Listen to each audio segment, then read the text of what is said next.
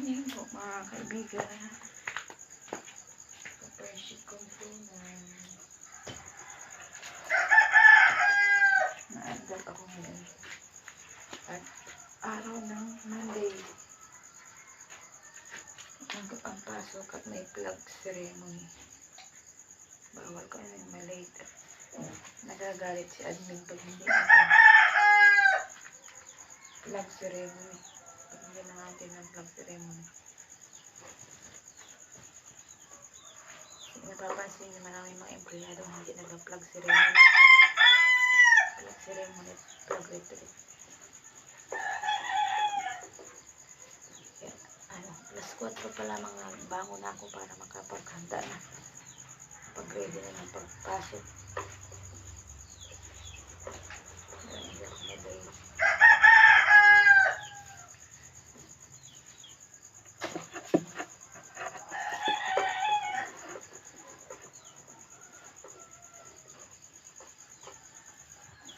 Araw na sa inyo. Magandang araw ng Monday sa inyong lahat, mga ka-friendship kong tunay.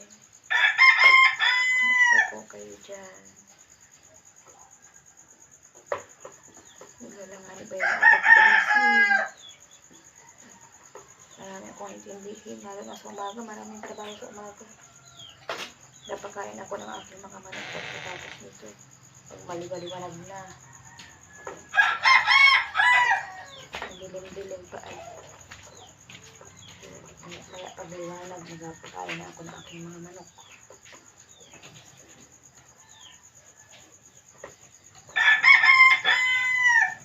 Naplansya muna akong ito mga suotin. Busog man. Kahapon ko pinalik nilabhan. Hindi na ako nag-vlog ng paglabad. Dali-dali ako at ang oras nga ni at baka hindi matuyo ang mga nilabhan ko.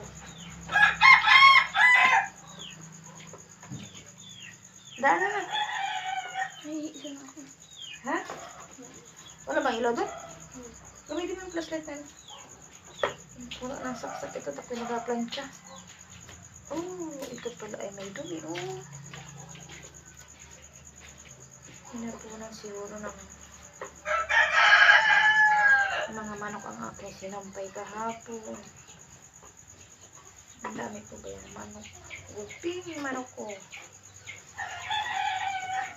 Nagbenta sana ako ng manok. Hindi ko mahuli. Maalam ang huli ng manok. Hindi pa yung mga kapitbahay namin nagtitinapang ng manok.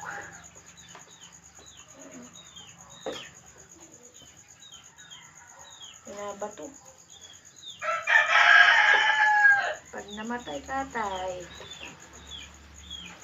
pag hindi napuruhan, nauwi sa aking pilay ang aking mga manok.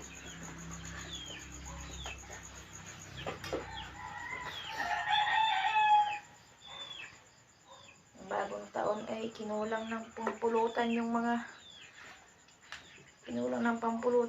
magiinom ang bagong taon. Yung aking inahina bagong maghinsa ay nangalat ang mga sisiw at yung pala'y wala ng ina. Pinulutan na yung inahin, yung mga mag-iinom. Kinulang sa kanilang pulutan ng bagong taon, New Year. Maganda pa naman yung aking inahin na yun. Magaling mag-alaga ng kanyang mga anak. So, nauwi baya yung aking mga sisiw. Wala nang inahin, nangangalat, ay liliit pa man din. Hindi baya, maski maliliit pa sila ay maalam na umuwi. Pero inabalik-balikan baya nila yung kung saan yung ina nila ay nawala. Inabalik-balikan nila. Tapos ngayon, habang sila inalaki, ay lima silang piraso. At nauubos nga nito, maliliit pa eh. Naglima na sila. Nagkasakit sila, nawala yung isa. Tapos yung hindi sinipon. Nagrabe yung isa, ginamot ko. 1 linggo kong ginamot. Kasi yung maigi na. Gumala na. Hindi na nakaubalik nung hapon. Siguro nahuli na ulit. Nahuli na naman ang aking isa sisiw hanggang ngayon. ano na, yan, tatlo na lamang. Nawala na naman yung isa kahapon.